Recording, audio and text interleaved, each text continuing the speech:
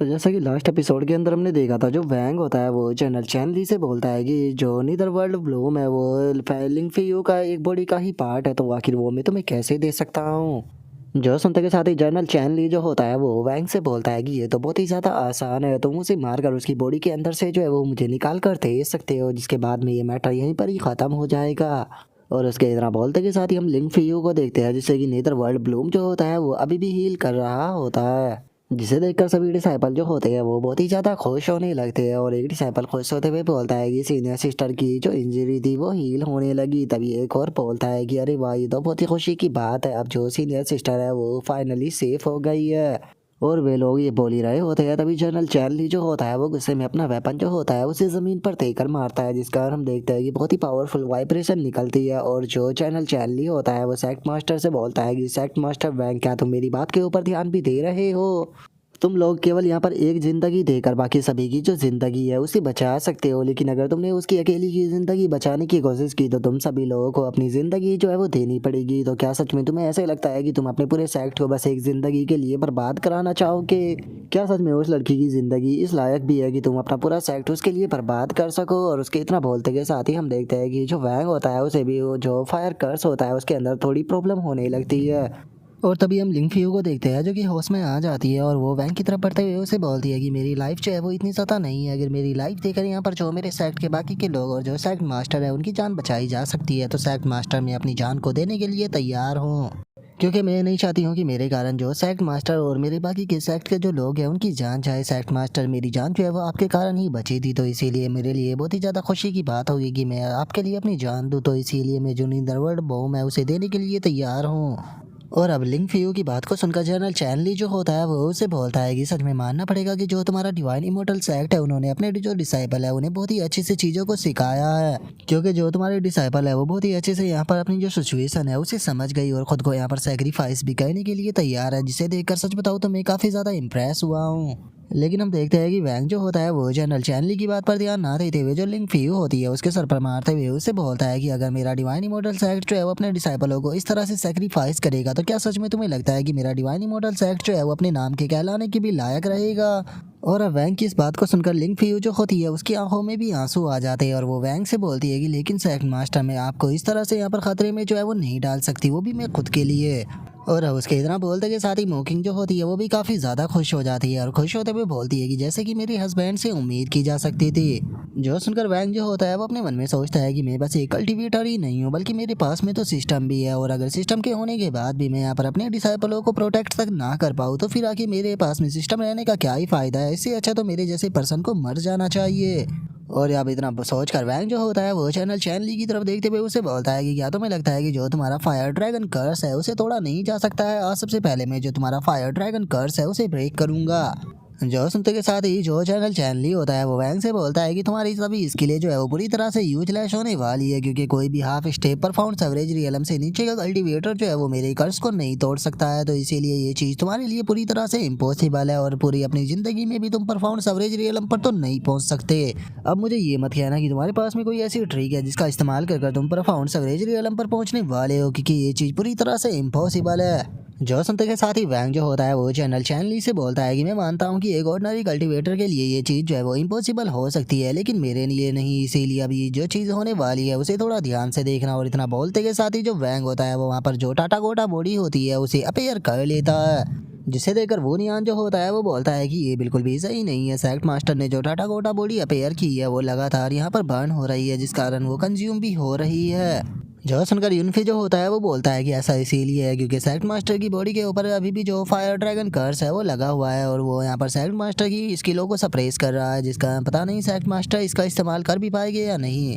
और उनके इतना बोलते के साथ ही हम देखते हैं कि जो वैंग होता है वो अचानक से अपने टाटा गोटा पाम के जो हाथ होते हैं उन्हें आके लेकर आ जाता है, जिसे देखकर जनरल चैनली जो होता है वो उसे बोलता है कि तुम्हारे पास में बस लिमिटेड परफाउंड एनर्जी जो है वो बची हुई है और तुम ज़्यादा से ज़्यादा एक ही अटैक कर पाओगे, तो मैं भी देखना चाहता हूँ कि इस अटैक में तुम क्या करते हो। और उसके इतना बोलते के साथ ही हम देखते हैं कि वैंग जो होता है वो अपने टाटा गोटा तो के दोनों जो हाथ होते हैं उन्हें सीधे लाकर जनरल चैनली के सामने मारता है, जिसका वहाँ पर बहुत ही पावरफुल एनर्जी जो होती है वो जनरेट होती है। और अब इस चीज को देखकर एल्डर यूयान जो होती है वो बोलती है कि नोबिलिटी पीक रियलम के कल्टीवेटर और half step perform average realm के कल्टीवेटर के बीच में केवल आधे स्टेप का ही अंतर होता है, लेकिन उसके बाद भी इन दोनों के बीच की जो पावर का डिफरेंस होता है वो बहुत ज़्यादा होता है। ये अब डिफरेंस इतना ज़्यादा होता है कि इसे वैसे ही कंपेयर जो है वो नहीं किया जा सकता। और अब उसके इतना बोलते के साथ ही हम देखते हैं कि वैंग की टाटा गोटा बॉडी जो होती है वो वहाँ से डिसअपेयर होने लगती है, जिसे देखने के बाद में जनरल चैन ली जो होता है वो हंसने लगता है। रास्ते हुए उससे बोलता है कि तुम यहाँ पर फेल हो गए हो क्योंकि तुम्हारा ये बस एक लास्ट ही अटैक बचा था, लेकिन तुम्हारा ये लास्ट अटैक भी जो है वो मेरा कुछ नहीं कर पाया। मुझे समझ में नहीं आ रहा कि आखिर तुमने इसे किया ही क्यों। और उसके इतना बोलते के साथ ही हम वैंग को देखते हैं जिसकी हालत काफ़ी ख़राब हो चुकी होती है और उसके मुंह से भी ब्लड जो है वो आने लगता है, लेकिन वैंग वहाँ पर हार नहीं मानता और उससे बोलता है कि नहीं, तुम यहाँ पर गलत हो क्योंकि मैं यहाँ पर फेल नहीं हुआ हूँ, बल्कि मैं जो कुछ भी यहाँ पर करना चाहता था उसे कहने में मैं सक्सेसफुल हो गया। और इतना बोलकर वैंग जो होता है वो हंसने लगता है। तभी जो जनरल चैनली होता है वो वैंग से बोलता है कि मैं समझ नहीं पा रहा कि तुम कहना क्या चाहते हो क्योंकि तुम्हारा अटैक तो मुझे टच भी नहीं कर पाया। जो सुनने के बाद में वैंग उससे बोलता है कि क्या सच में तुम्हें ऐसा लगा है कि मेरा टाटा गोटा पाम का अटैक जो था वो मैंने तुम्हारे ऊपर किया था? सच बात तो ये है कि तुम मेरा टारगेट ही नहीं थे, बल्कि मेरा जो टारगेट था वो तुम्हारे पीछे रखी हुई वो बत्ती थी। मैंने अपने टाटा गोटा पाम अटैक को केवल इसीलिए किया था ताकि मैं उस स्टिक के चलने की जो स्पीड है उसे बढ़ा सकूं, और जैसा कि तुम देख ही सकते हो कि तुम्हारे पीछे रखी हुई जो स्टिक थी वो कम्प्लीटली खत्म हो चुकी है।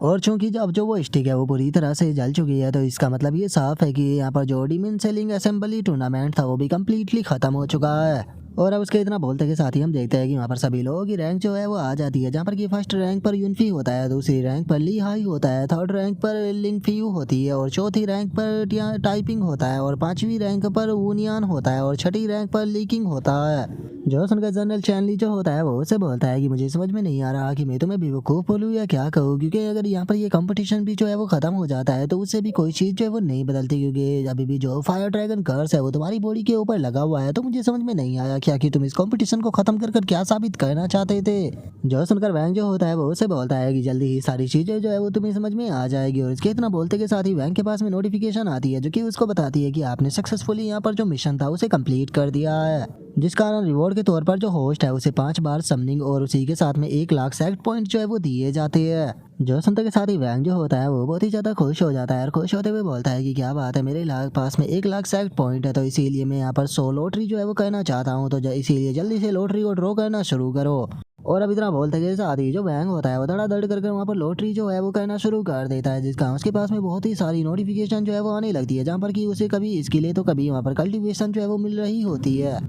और अब इस चीज़ को देखते के साथ ही जो वैंग होता है वो भी काफ़ी ज़्यादा खुश हो जाता है और वो सिस्टम को ऑर्डर देते हुए बोलता है कि ठीक है, मैं चाहता हूँ कि जितनी भी सारी कल्टीवेशन है उसे मेरी बॉडी के अंदर डालो। जो सुनते के साथ ही जो सिस्टम होता है वो सारी की सारी कल्टीवेशन जो होती है उसे वैंग की बॉडी के अंदर डालना शुरू कर देता है, जिस कारण हम देखते हैं कि वैंग जो होता है वो फाइनली परफॉर्मेंस एवरेज रियलम पर ब्रेक थ्रू कर जाता है, जिसका उसकी बॉडी के ऊपर भी लगा हुआ जो कर्स होता है वो अपने आप ही हट जाता है। और गाइज मैं जानता हूँ कि आप में से काफ़ी सारे भाई जो है वो कल्टीवेशनों के जो नाम है उन्हें भूल चुके होंगे, तो मैं आप लोगों को जो कल्टीवेशन के नाम है वो एक बार दोबारा से बताने वाला हूँ ताकि आप लोगों को आगे कल्टीवेशनों के नामों के अंदर कोई भी कंफ्यूजन ना हो। तो चलो हम नंबर 1 से शुरू करते हैं। नंबर 1 पे आता है फाउंडेशन बिल्डिंग रियलम, नंबर 2 पर आता है परफाउंड वेन रियलम, नंबर 3 पर आता है मीडियम स्पिरिट रियलम, नंबर 4 पर आता है परफाउंड जर्नल रियलम, नंबर 5 पे आता है एंट्री पीस रियलम, नंबर 6 पे आता है नोबिलिटी रियलम, नंबर 7 पे आता है परफाउंड सवरेज रियलम जिसपे कि अभी हमारा मैन कैरेक्टर है, नंबर 8 पे आता है परफाउंड वेनेरेबल रियलम। और अगर बात की जाए नंबर 9 की, तो नंबर 9 पे आता है परफाउंड सेंट रियलम, और अगर सबसे आखिरी में 10 नंबर की बात की जाए तो वो आता है परफाउंड एम्प्रर रियलम। और गाइस इससे भी आगे के कुछ कल्टीवेशन के लेवल है जिनके बारे में अभी हमें नहीं बताया गया, लेकिन आगे हमें उनके बारे में भी पता चलेगा। और अब वैंग के ब्रेक थ्रू करते के साथ ही हम देखते हैं कि अचानक से जनरल चैनली का जो कर्श होता है वो भी जोर जोर से चिल्लाना शुरू कर देता है, जिसे देखते के साथ ही जनरल चैनली भी हैरान रह जाता है। हैरान होते हुए बोलता है कि आखिर तुमने कैसे मेरे फायर ड्रैगन कर्स को यहाँ पर ब्रेक कर दिया। जो सुनते के साथ ही जो वैंग होता है वो आगे आ जाता है, आगे आकर हंसते हुए उसे बोलता है कि ऐसा इसीलिए हो पाया है क्योंकि मैंने पर सक्सेसफुली परफॉर्म एवरेज रियलम पर ब्रेक थ्रू जो है वो कर लिया है। और अब वैंग के इतना बोलते के साथ ही हमारा आज का एपिसोड जो होता है वो यहीं पर ही कंप्लीट हो जाता है। तो नेक्स्ट एपिसोड के अंदर देखेंगे कि आगे क्या होता है। अगर आप लोगों को वीडियो अच्छी लगी हो तो लाइक करना, चैनल को सब्सक्राइब करना। मैं मिलता हूँ नेक्स्ट एपिसोड के अंदर, तब तक के लिए बाय बाय गाइस।